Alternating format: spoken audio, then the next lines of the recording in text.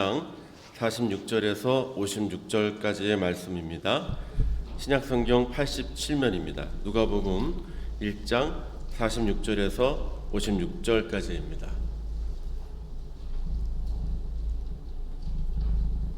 제가 봉독하겠습니다. 마리아가 이르되 내 영혼이 주를 찬양하며 내 마음이 하나님 내 구주를 기뻐하였음은 그의 여종이 비천함을 돌보셨음이라. 보라 이제 후로는 만세의 날을 복이 있다 일컫으리로다. 능하신 이가 큰 일을 내게 행하셨으니 그 이름이 거룩하시며 긍휼하심이 두려워하는 자에게 대대로 이르는도다. 그의 팔로 힘을 보이사 마음의 생각이 교만한 자들을 흩으셨고 건세 있는 자를 그 위에서 내리치셨으며 비천한 자를 높이셨고 줄이는 자를 좋은 것으로 배불리셨으며 부자는 빈손으로 보내셨도다. 그종 이스라엘을 도우사 긍휼히 여기시고 기억하시되 우리 조상에게 말씀하신 것과 같이 아브라함과 그 자손에게 영원히 하시리로다 하니라. 마리아가 석 달쯤 함께 있다가 집으로 돌아가니라. 아멘. 제가 이문동에 살 때 동네가 이제 여러 사정이 있어서 재개발과 또 발전이 있었습니다. 그래서 이제 사람들이 그 집들을 구입을 하는 여러 과정 중에 있었는데 이사를 가면 돈을 많이 얻을 수 있는 그런 상황이었는데 주변 집들이 다 이사를 가는데도 불구하고 그 집은 이사를 가지 않으셨습니다. 사람들이 좀 시간이 지나니까 그 집만 이렇게 남으니까 알박이다 이렇게 사람들이 소문이 돌고 그 집에 대해서 비난과 또 여러 가지 좋지 않은 이야기들을 진행을 했습니다.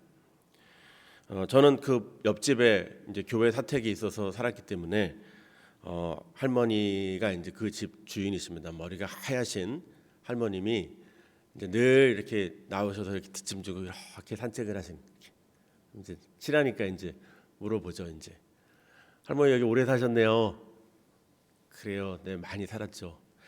다들 이사 가는데 이사 안 가세요? 그랬더니 나는 못 가요. 왜요? 그랬더니 우리 남편이 베트남전에 나갔는데 아직 안 왔어요. 무슨 말인지 아시죠? 우리 남편이 다시 돌아오면 집 못 찾잖아요. 그때가 제가 40년 전이었어요. 지금 이제 50년째인데도 아직도 그 집이 그대로 있더라고요. 평생을 기다리신 거죠. 살아가는 이유가 되는 것 같아요. 그 할머니에게 그 집에서 전쟁에 나가서 돌아오지 않는 남편은 삶의 이유인 거죠. 우리가 이 성탄절 앞둔 네 주간을 대강절, 대림절이라고 이렇게 얘기를 하고 있죠. 도착하다, 오다라고 하는 어드벤트라고 하는 그 라틴어에서 이렇게 유래된 그 도착하다 오다라는 라틴어가 유래돼서 이렇게 우리에게 온 이 사건인데 중대한 사건이나 또 여러 가지 일들을 기다리는 그 절기를 우리가 대강절이라고 대림절이라고 얘기를 하고 있습니다.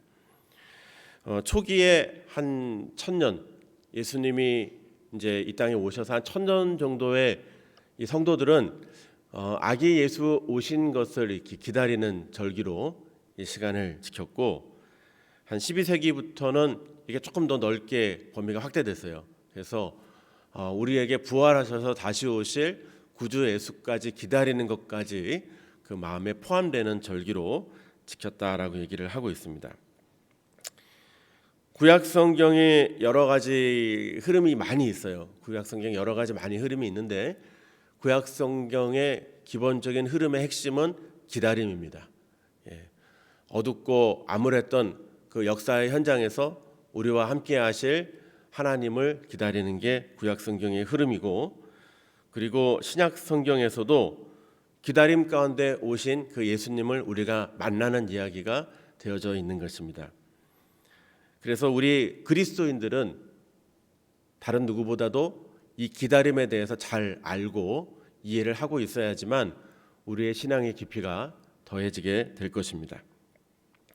우리 기다림에 대한 얘기는 우리가 마태복음 25장에 열처녀 비유 기억하고 계시지 않습니까? 신랑을 기다리는 그 마음으로 그 등불을 켜고 신랑을 맞이할 준비를 하는 그 기다림을 성경에서는 우리에게 이야기를 해주고 있었습니다. 자, 그런데 신랑을 기다리고 또 전쟁에 나간 남편을 기다리고 또 여러 가지 기다리는데 우리 삶에 있어서 이 지치고 낙심되고 또 인간관계가 꼬이고 힘들 때 사람들이 제일 얕아졌을 때 생각나는 분이 있지 않습니까? 그것은 바로 우리들의 부모님입니다. 우리들의 부모님은 우리들의 삶에 대해서 따지지도 묻지도 않잖아요. 우리가 뭐 공부를 많이 했는지, 우리가 어디 가서 잘났는지, 아니면 어디 가서 바보 취급을 당하든지, 어디 가서 또 사람들한테 손가락질을 당하고, 우리 부모님은 그런 거 안 보시더라고요. 우리들의 부모님은 모든 거 다 있고 그냥 내 아들이기 때문에, 내 딸이기 때문에, 내 속에서 낳은 자식이기 때문에 그거 하나로 모든 삶을 다 기억해 주잖아요. 그래서 못된 짓을 하고 부모에게 소리를 지르고 왜 나한테 이것밖에 못 해줬냐고 소리를 지르지만 그 못난 그 자식을 위해서 어머니는 또 밥을 준비해서 그 아들을 챙겨주시고 또 잔소리하죠. 나가면 조심해라, 길 다닐 때 조심해라. 이런 얘기들을 하는 것이 우리 부모님의 기다림의 모습입니다. 저도 이제 부모가 이렇게 되고 또 자녀들이 이제 성장해서 이제 군대를 갔다 오고 또 군대를 가니까 이 여러 가지 걱정들을 많이 하는 것 같아요. 특별히 뭐 아이들 어디 가면 괜히 뭐 길에서 사람들하고 시비 붙어서 싸울까봐 또 이렇게 뭐 이렇게 전자장비 같은 거 들고 다니잖아요. 그거 잊어버릴까봐. 또 요새는 제일 겁나는 게 차 빌려달라고 할 때 아빠 차 좀 빌려주세요. 그러면 이게 이제 한국 지리를 잘 모르고 그냥 이제 아직 대학교 이제 3학년인데 차 빌려달라고 그러면 이제 그날 하루는 계속 찝찝해요. 내가 또 어디 가서 긁지 않나, 또 조심해야 되는데 이게 사고를 내갖고 어렵게 되지 않나 이렇게 걱정이 많이 됩니다. 그런데 우리 이렇게 부모님보다도 우리를 더 기다리시는 분이 계시죠. 우리가 잘 아는 예수 그리스도께서 우리를 기다리고 계시는 거죠. 요한계시록 3장 20절에 보면 볼지어다 내가 문 밖에 서서 두드리노니 누구든지 그 음성을 듣고 문을 열면 내가 그에게로 들어가 그로 더불어 먹고 그는 나로 더불어 먹으리라 이렇게 말씀하셨잖아요. 그래서 이 성화 많이 보셨죠? 예수님 이렇게 문 밖에 이렇게 기다리는 거. 그래서 그 문은 문고리가 밖에는 없대요. 안에서 열어줘야지만 딱 들어갈 수 있다는 거예요. 거기에 예수님이 항상 서 계셔서 우리를 기다리고 계신다라고 하는 그 그림을 여러분 보셨을 것입니다. 그런데 아프리카에서 이 성경 구절로 그린 그림을 한번 봤는데 그거는 그림이 좀 틀리더라고요. 뭐냐면 예수님이 우리가 보통 아는 건 점잖게 문 앞에 서 있는 그림이잖아요. 근데 이거는 문을 그냥 쾅쾅 두드리시는 거예요. 빨리 열라고. 그렇게 급하게 표현한 그림이 있었습니다. 예수님은 어떨 때는 차분히 인격적으로 우리가 알아들을 수 있는 시간과 삶의 상황 속에서 기다려주시기도 하고 또 급할 때는 급한 대로 역사하셔서 우리의 삶에 개입하셔서 우리들을 불러주십니다.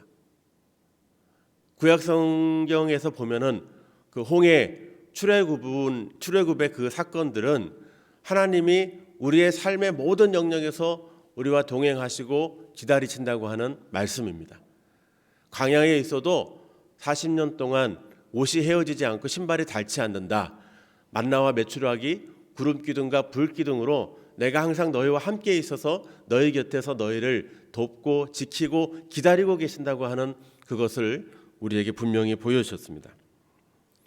수없이 많은 선지자들을 보내서 예배의 중요성을 말씀하고 하나님이 우리와 함께 하기를 하나님이 우리 곁에서 기다리신다고 그렇게 얘기를 했음에도 불구하고 사람들은 말을 듣지 않고 우상 숭배하고 또 죄를 짓고 하나님과 관계를 단절하는 그 기적 그 하나 그거만 봐도 평생 갈 텐데. 제가 스리랑카 가보니까요, 스리랑카에는 그 부처의 이빨이 발견이 됐다는 거예요. 그 이빨 하나를 모셔다 놓고 그 절을 어마어마하게 지어가지고 거기다 수백만 성도들이 거기 와서 예배하고 절하고 불공을 드리고 가더라고요.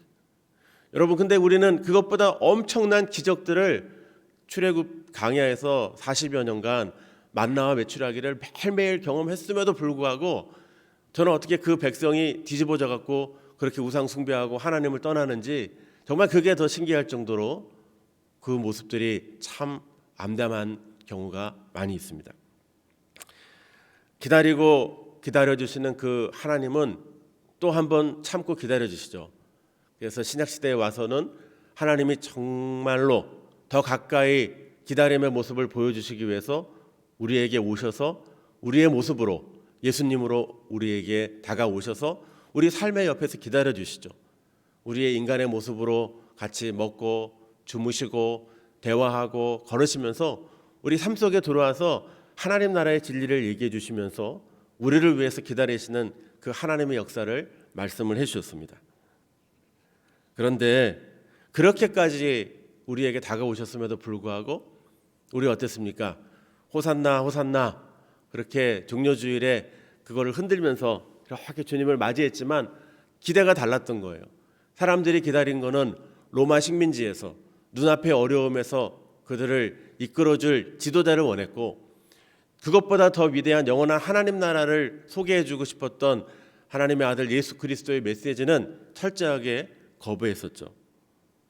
그러다 보니 결국 예수님을 십자가에 못 박고 묻고 또 채찍질하고 또 창으로 찔러 죽이는 그 현장에 우리 인간이 동참을 하게 된 것입니다. 그 정도 했으면 손 털어도 될 것 같아요. 이제 인간은 끝이다.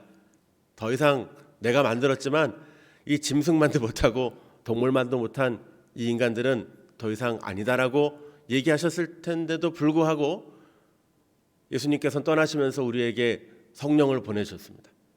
성령을 보내셔서 우리 각 한 사람 한 사람 곁에 서서 성령이라고 하는 그 어원에 보면 우리 곁에 서 계시는 분, 우리 곁에 서서 항상 우리와 동행하시고 우리와 말씀하시는 그 모습을 우리들에게 알려주시는 그 역사를 보여주고 계십니다. 하나님은 지금도 기다리고 계십니다. 지금도 우리의 빈자리 또 밖에 있는 안타까운 영혼들을 위해서 우리는 볼 때 가치 없다고 생각되는 그 사람들이지만 아직도 기다리고 계시고 참고 계시고 돌아오기를 기다리고 계신다라고 하는 것입니다. 오늘 그 기다림의 절정이 오늘 우리가 읽은 성경 본문 마리아를 통해서도 우리에게 나타나게 됩니다. 마리아에게 특별한 사랑으로 다가오신 그 하나님의 아들 예수 그리스도, 어떤 달력 한 장에 공휴일로 빨갛게 칠해져 있는 그 성탄절, 그것이 아니라 이 날은 나를 위해서 오신 날이죠.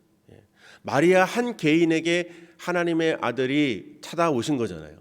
그래서 그 놀라운 역사를 보게 되는 거죠.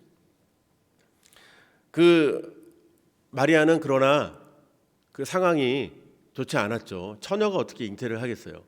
정원했는데, 약혼했는데 그 상황과 어려움 속에서 얼마나 두려웠겠습니까? 사실은 마리아는 그 상황이 찬양할 만한 상황은 아니었습니다. 잘못하면 결혼도 깨질 판이고, 그 당시에 결혼이 깨지면 그 여자의 인생이라는 것은 너무나 비참하고 어렵게 됩니다. 한참 꽃 피워야 될 그 나이에 아무 소망이 없는 그런 위험에 처해 있습니다. 그리고 내 몸에 자꾸 변화가 일어나지 않습니까? 그 아기가 잉태하면서 배가 불러오고 몸이 무거워지고, 그냥 일반적으로 결혼한 사람도 아기를 잉태할 때 힘들고 어려운데, 이게 하나님의 아들 예수 그리스도가 내 안에 이렇게 들어와 있는 그것을 경험하는 것, 상황은 찬양할 상황이 아니었습니다. 그러나 그는 이 모든 상황이 그대로 있음에도 불구하고 하나님을 찬양했어요. 왜냐하면 믿음으로 봤기 때문에, 지금 되어지는 일을 믿음으로 보았기 때문에 찬양할 수 있었어요. 나같이 비천한 계집종이 제가 얘기한 게 아니에요. 성경에서 그 자신이 이렇게 얘기해요. 비천한 계집종인 나에게 하나님의 아들이 찾아오셔서 나를 통해서 잉태되어지는 그게 놀랍다는 거죠. 이 일을 통해서 일어날 놀라운 일들이 계시를 통해 천사를 통해 주변에 알려지고 내 몸에 변화가 오는 것이 두려워할 상황임에도 불구하고 오히려 찬양하는 거예요.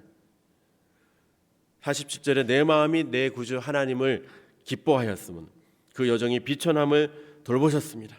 만세의 나를 복되다 하는 이 놀라운 시작이 되었다고 하니까 그 정말 나이 많지 않은 그 어린 소녀의 입장에서 믿음의 눈으로 본 거예요.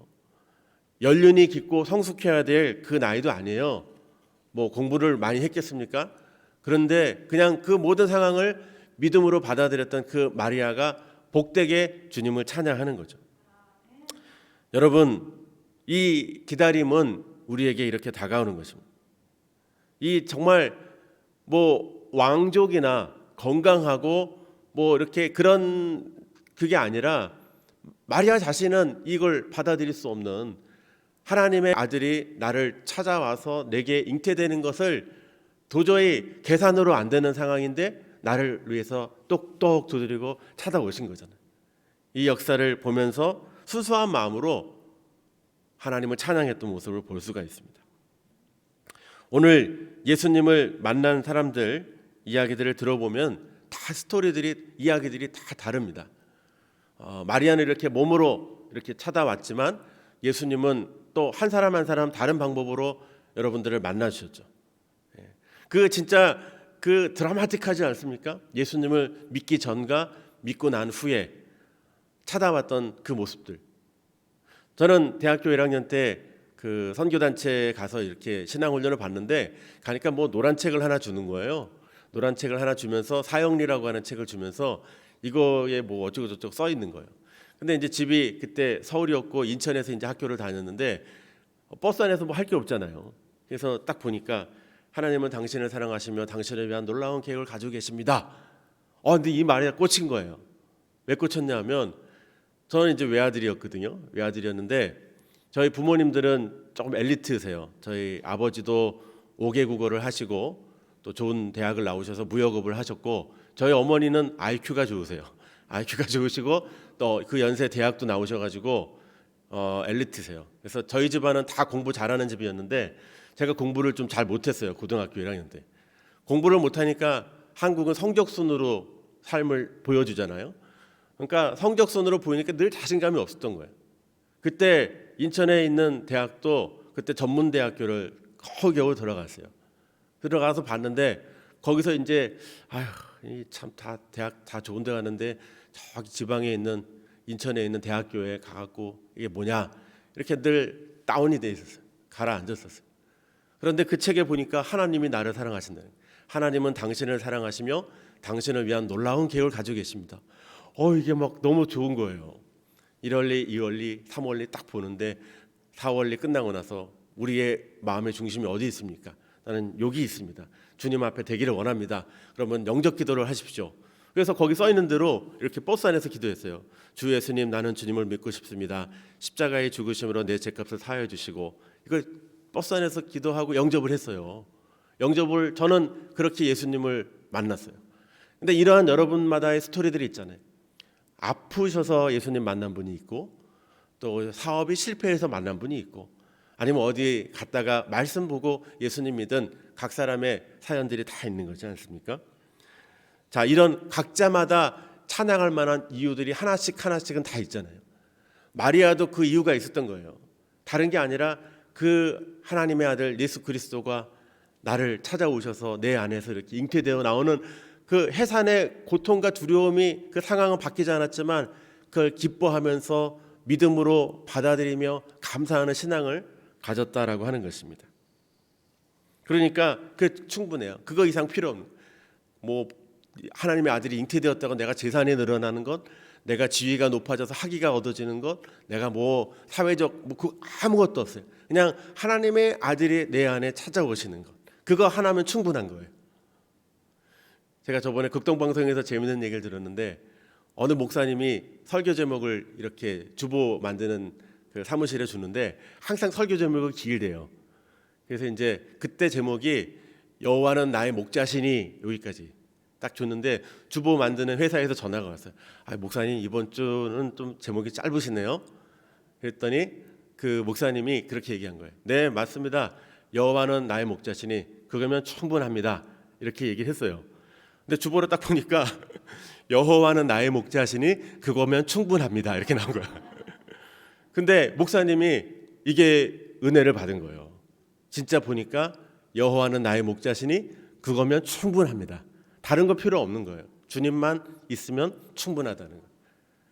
우리 마리아가 아마 다른 거 지금 뭐 남편하고 깨지고 뭐 온몸에 뭐 피를 내면서 출산한 그 고통과 두려움이 아무것도 안 보이는 거예요. 그냥 예수님 하나님의 아들 예수 그리스도 내 안에 잉태되는 거 그거 하나면 충분한 거예요.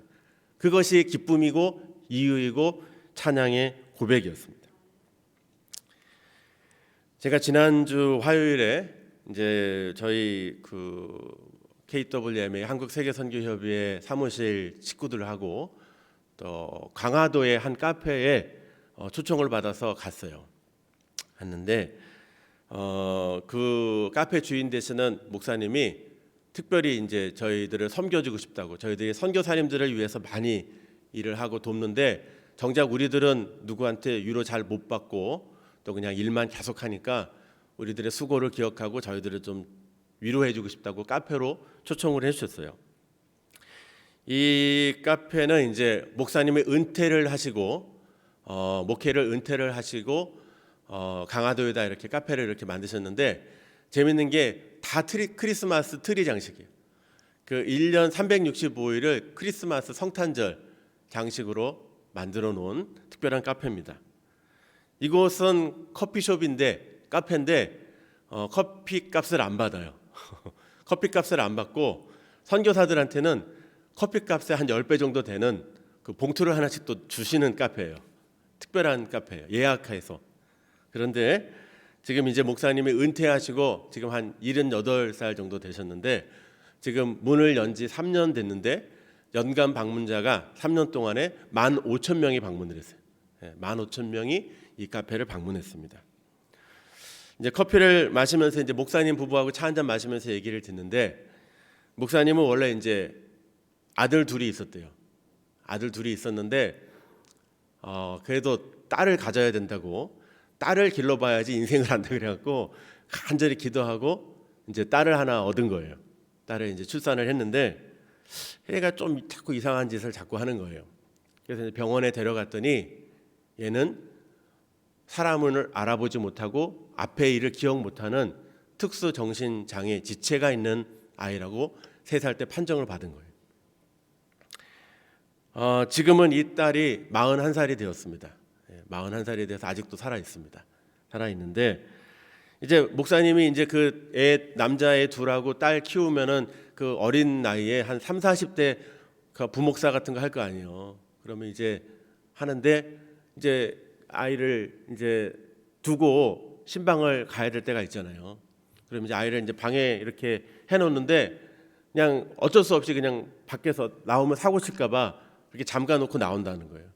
그러면 저녁에 신방하고 가서 보면 그냥 다 애들이 막 밥상 다 뒤집어 엎고 대소변 다 그냥 보고 다 벽에다 발라놓고 칠하고 이런 일을 하니까 목사님이 너무 사모님하고 괴로운 거예요. 그래서 결국 목사님은 이런 특수 시설을 좀 만들고 이런 아픔이 있는 사람들을 돕겠다라는 이제 목회 방향을 가지고 저쪽 이제 홍천에다가 이제 특수학교 같은 걸 이제 만들어서 거기서 이제 돌보기 시작을 한 거예요. 자기 딸이 거기 있으니까 얼마나 애착을 갖고 했겠어요. 그러니까 거기 정원이 우리나라의 뭐 100대 정원에 들어갈 정도로 되게 예쁘다는 거예요. 그래서 지금 많은 이제 분들이 찾아오신다고 얘기를 하는데 이 가정이 이제 장남이 또 이제 있는데 이 장남은 이 여동생이 늘 힘들고 아프고 엄마 아빠는 항상 기다리는 게 우리 딸이 엄마 아빠 한번 알아봐 줬으면, 엄마 아빠 한번 기억해 줬으면, 이걸 평생 동안 기다리신 거예요. 그 아빠를 보니까 아들이 얼마나 마음이 그러겠어요. 그래서 아들은 의사가 되겠다고 이제 준비를 해서 의사가 되기 시작을 해서 의대를 들어갔어요. 아이고, 그런데 또 하나님이 또 이 가정에 또 고난을 또 하나 주십니다. 이 아들이 근육 무기력증에 걸려요. 그래서 이렇게 약을 스테로이드를 복용을 안 하면 이 얼굴이 다 처지고 근육이 다 처져서 움직일 수도 없고 지쳐버리는. 그러니까 이게 말이 안 되는 거잖아요. 내가 의사인데 내 몸도 하나 못 고치는데 무슨 의사를 하겠냐고. 그래서 포기를 하려고 하는 그 시점에 이제 또 이렇게 잘 이렇게 회복이 돼서 이제 약을 25년째 먹고 있대요. 지금도 먹고 있대요. 먹고 있는데 자기는 하나님이 나를 낫게 해주셨으니까 우리 동생은 또 국가나 또 복지시설을 잘 돌봐주니까 더 어려운 사람들을 치료하기 위해서 아프리카 케냐에 또 선교사로 갔어요. 그 어려운 상황에 또 선교사로 간 거예요. 이제 이런 얘기를 합니다. 그래서 목사님이 이제 최근 버전으로 이제 저랑 이제 밥 먹으면서 얘기하는데 그 41살 된 딸이 최근에 이제 자꾸 몸을 자해를 하는 그렇게 치는 거 이렇게 그냥 이렇게 치는 게 아니라 엄청 세게 치나 봐요. 그러니까 이빨이 다 나갔대. 41살인데 이빨이 다 나가서 이 아이를 이제 그 틀니를 해줘야 되는 거예요. 틀니를 해줘야 되는데 이게 막 이렇게 할 거니까 이제 다 묶어놓고 막 이거를 다 이제 이걸 해서 하는데 한 500만 원 들었다는 거예요. 근데 목사님 저번에 가는데 또 쳐갖고 날아가갖고 이빨 못 찾아갖고 또 다시 해야 돼요 그러는 거예요. 이 목사님의 상황은 하나도 변한 게 없어요. 이 목사님과 사모님의 그 상황은 하나도 변한 게 없어요. 그런데 이제 후문을 들으니 이제 그 목사님이 보니까 목회도 굉장히 잘하신 거예요. 한 700명 정도 되는 출석 성도들이 이제 나중에 잘 이제 서울에서 목회를 하시다 은퇴를 하셨는데 목사님 그 사랑 때문에 성도들이 목사님 지금도 찾고 너무 감사하다고 사랑을 많이 받고 목회를 하셨다는 거예요. 다른 분이 그 얘기를 해주는 거예요. 그리고 이제 그 둘째 아들이 미국의 애플에 취직을 했어요. 그리고 며느리가 구글에 다녀요. 그러니까 돈을 뭐 어마어마하게 벌잖아요. 그러니까 그 돈으로 아마 여기 카페를 지원을 해주고 이제 거기서 이제 하는 것 같아요. 근데 이제 목사님이 그 얘기를 해준 거예요. 그러니까 여기 많이 찾아오는데 힘들고 아픈 사람들이 많이 찾아온다는 거예요. 어느 권사님이 자기 딸하고 똑같은 증상이 있었다는 거예요. 애가 엄마 아빠 못 알아보고 막 난동 부리고 그래서 이제 권사님이 어쩔 수 없으니까 얘를 그냥 묶어놓고 나왔대요. 그러니까 있을 수도 있잖아요. 근데 이거를 누가 사진을 찍은 거예요. 사람이 말이야 자기 자식을 묶어놓고 다닌다고. 그래서 동네에서 온갖 비난을 다 했다는 거예요. 근데 목사님은 그 경험을 했잖아요. 그래서 이 권사님을 위해서 계속 기도했대요. 어떻게 위로해 줄까요? 어떻게 위로해 줄까요? 그랬더니 하나님께서 주시는 지혜의 말씀이 있는데 하나님도 그런 얘기를 하시는 거예요. 내 아들도 묶어놨다. 내 아들도 죽었다. 내 아들도 채찍질 맞고 내 아들도 묶여서 죽었다. 이 얘기를 했는데 그 권사님이 막 펑펑 울면서 은혜를 받고 회복을 했다는 거예요. 이 카페를 가보면 이제 이렇게 목사님이 직접 식사도 다 준비를 해주세요. 사모님하고. 그리고 선교사들은 잠잘 수 있도록 방도 준비를 해주시고 그리고 이제 마지막에는 뭘 하냐면은 목사님이 이제 오르간 반주를 해주는 거예요. 오르간 반주. 자, 우리 다 모여서 오르간 반주 하는데 기쁘다 구주 오셨네. 이거를 막 찬송을 하는 거예요. 찬송을 하고 그리고 막 예수님 높이고 거기 가보면 다 그 성탄에 관계된 것만 다 있어요. 그렇게 하고 이제 돌아왔습니다. 목사님 아직도 상황은 변한 게 없습니다.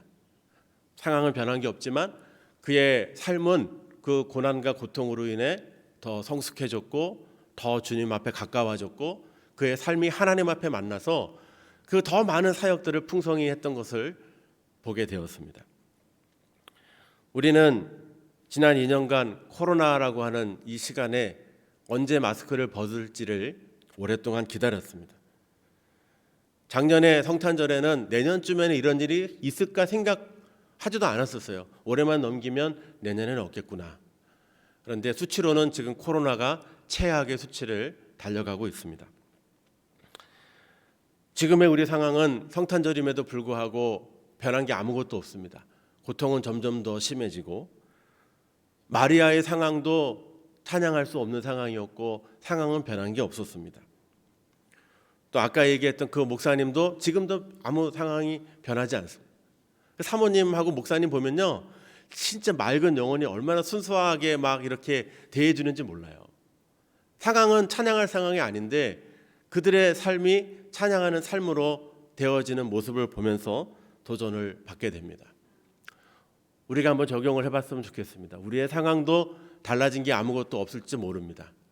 지금도 힘들고 어렵고 기도할 일이 많이 있으실지도 모르겠습니다. 그러나 그 상황을 다 아시고 우리 곁에서 문을 두드리며 우리를 기다려주시고 주님께 그 문제를 가지고 와서 주님 앞에 찬양하며 기쁨으로 믿음으로 고백되는 삶을 살기를 원하시는 주님이 우리 곁에 계시다는 그 기쁨의 소식이 우리 성탄절을 앞둔 우리가 받아야 될 귀중한 말씀인 줄로 믿습니다. 우리 한번 다 같이 일어나서 한번 가슴에 손을 얹고 결단의 기도를 하겠습니다.